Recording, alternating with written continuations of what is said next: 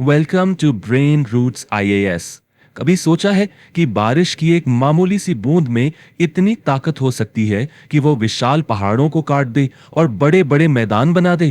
Today we will study fluvial processes, यानी हम बहते हुए पानी की इसी अद्भुत शक्ति को समझेंगे और देखेंगे कि इससे कौन कौन से लैंडफॉर्म्स बनते हैं। अच्छा, जब हम सोचते हैं कि हमारे प्लैनेट को, हमारी अर्थ को कौन सी ताकतें शेप करती हैं, तो दिमाग में क्या आता है? बड़े बड़े नाम आते हैं, जैसे अर्थक्वेक्स, वोल्केनोज, राइट? लेकिन क्या हो अगर मैं कहूं कि सबसे बड़ी, सबसे वाइड स्प्रेड शक्ति इनमें से कोई है ही नहीं, बल्कि एक ऐसी फोर्स है जो हर पल, हर जगह बिल्कुल चुपचाप हमारी जमीन का चेहरा बदल रही है। और इसका जवाब बहुत सिंपल है, रनिंग वाटर, बहता हुआ पानी। हाँ, ये साधारण सी दिखने वाली चीज हमारे प्लैनेट पर सबसे वाइड स्प्रेड और सबसे पावरफुल शक्तियों में से एक है।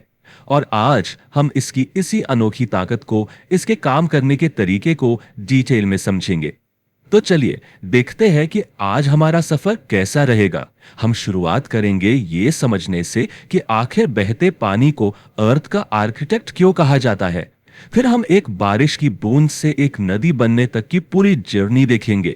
इसके बाद हम नदी के 3 सबसे इंपॉर्टेंट मिशंस को एक्सप्लोर करेंगे और रिवर लोड के एक बहुत ही इंटरेस्टिंग पैराडॉक्स को समझेंगे। और आखिर में हम इसकी पावर के पीछे की फिजिक्स और इससे बने वाले शानदार लैंडफॉर्म्स पर एक नजर डालेंगे। तो हमारा पहला सेक्शन है रनिंग वाटर, अर्थ्स आर्किटेक्ट।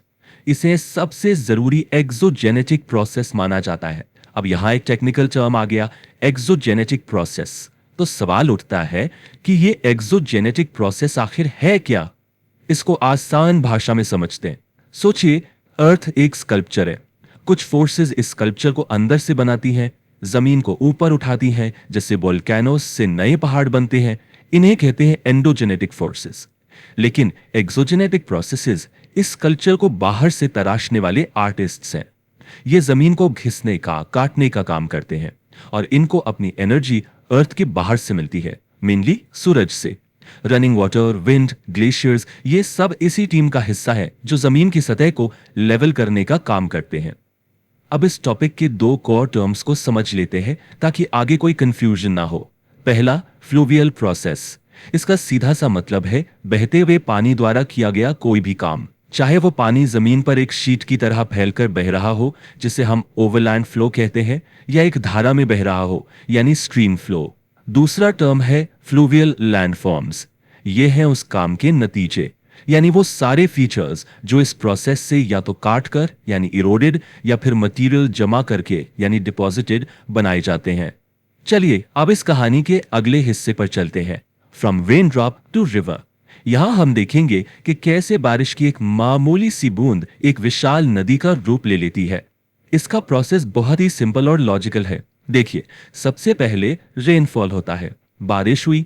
यह पानी जब जमीन पर गिरता है तो वो सरफेस रन ऑफ या ओवरलैंड फ्लो के रूप में फैल जाता है। फिर ग्रेविटी अपना काम करती है।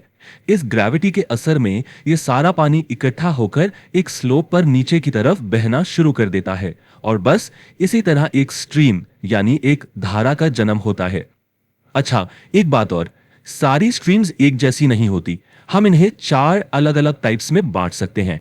पहली है पेरेनियल स्ट्रीम्स, जो साल भर बहती हैं, जैसे हमारी हिमालयन रिवर्स, गंगा या ब्रह्मपुत्र, क्योंकि इन्हें ग्लेशियर्स के पिघलने से पानी मिलता रहता है।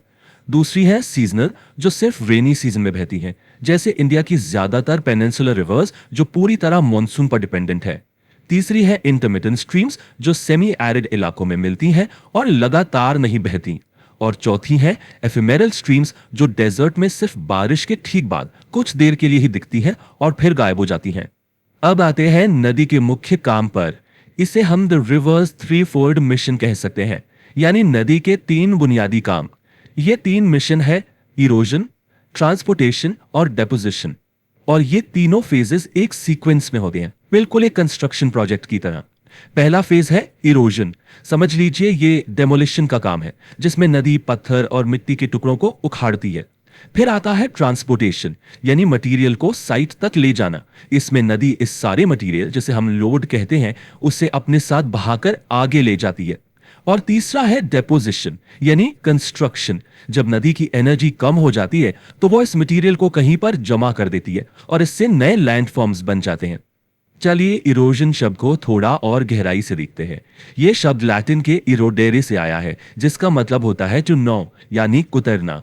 तो इरोजन एक डायनामिक प्रोसेस है जिसमें कोई एजेंट, जैसे यहाँ एक नदी है, अर्थ के क्रस्ट से रॉक डिब्रीज को हासिल करती है और उसे वहां से हटा देती है। यह एक एक्टिव रिमूवल प्रोसेस है, पैसिव नहीं। अब हम इस विश्लेषण के सबसे इंटरेस्टिंग और शायद सबसे जरूरी हिस्से पर आ गए हैं, the paradox of river load. आमतौर पर हम सोचते हैं कि नदी जो मटेरियल अपने साथ ले जाती है वो उसका बोझ है, एक बर्डन है, लेकिन ऐसा बिल्कुल नहीं है। असल में ये मटेरियल उसका टूल किट है, उसके औजार हैं जिससे वो जमीन को काटती और शेप करती है। लेकिन यहां एक पैराडॉक्स है। सवाल यह है कि क्या ज्यादा औजार होने का मतलब हमेशा बेहतर काम होता है? Let's find out. तो इस सेडिमेंट लोड यानी इस टूल किट में आखिर होता क्या क्या है? इसमें सब कुछ होता है। बड़े बड़े पत्थरों यानी बोल्डर्स से लेकर बिल्कुल बारीक मिट्टी यानी क्ले तक, हर साइज का मटेरियल। इस टूल किट की दो सबसे इंपॉर्टेंट प्रॉपर्टीज हैं, इन पार्टिकल्स का साइज और उनका कैलिबर, यानी उनकी शेप कितनी एंगुलर या नुकीली है, क्योंकि एक नुकीला पत्थर एक गोल पत्थर से कहीं ज्यादा काटपीट करेगा, राइट? तो अब हम वापस आते हैं अपने उस बड़े सवाल पर, क्या नदी में जितना ज्यादा सेडिमेंट होगा उतना ही ज्यादा इरोजन होगा?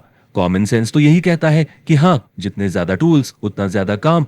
लेकिन क्या जियोमॉर्फोलॉजी में ये कॉमन सेंस काम करता है? देखिए, असलियत इससे बिल्कुल अलग है। Imagine a carpenter. एक तरफ है अंडरलोडेड रिवर, यानी एक ऐसा कारपेंटर जिसके पास काम करने के लिए बस एक छोटी सी हथौड़ी है। वो ज्यादा काम नहीं कर पाएगा। Result, minimum erosion. अब दूसरी तरफ देखिए, एक ओवरलोडेड रिवर। ये एक ऐसा कारपेंटर है जिसके पास इतने ज्यादा टूल्स हैं कि वो उनके बोझ तले ही दबा हुआ है, ठीक से हिल भी नहीं पा रहा। यहां भी काम नहीं होगा। Result, again minimum erosion. और यही है हमारा गोल्डीलॉक्स प्रिंसिपल।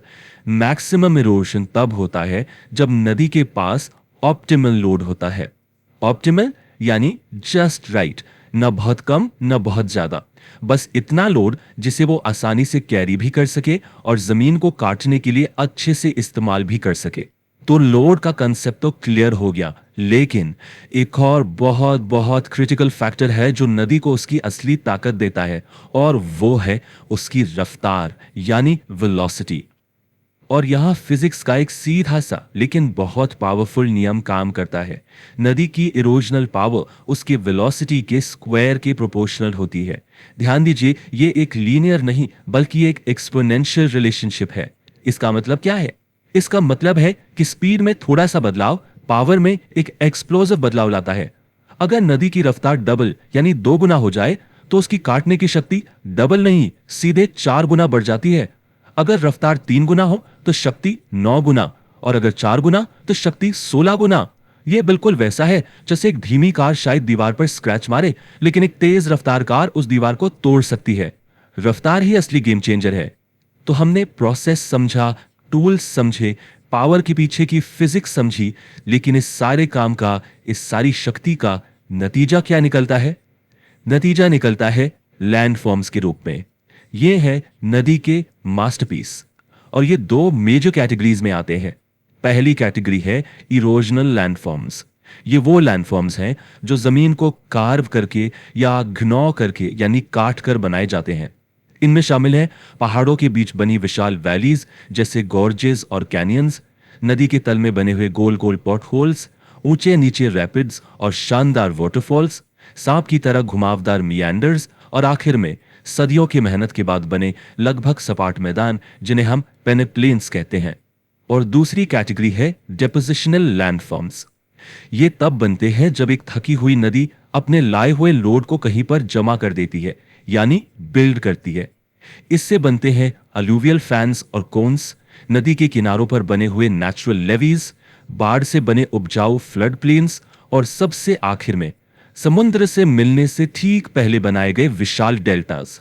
तो सोचिए, बारिश की एक मामूली बूंद से शुरू हुआ सफर कैसे इतने बड़े बड़े स्ट्रक्चर्स को जन्म देता है। यही फ्लूवियल प्रोसेसेस की असली शक्ति है, एक निरंतर धैर्यपूर्ण शक्ति जो हमारे प्लैनेट को हर रोज हर पल एक नया आकार दे रही है। If you found this lecture helpful, like, share and subscribe to the channel.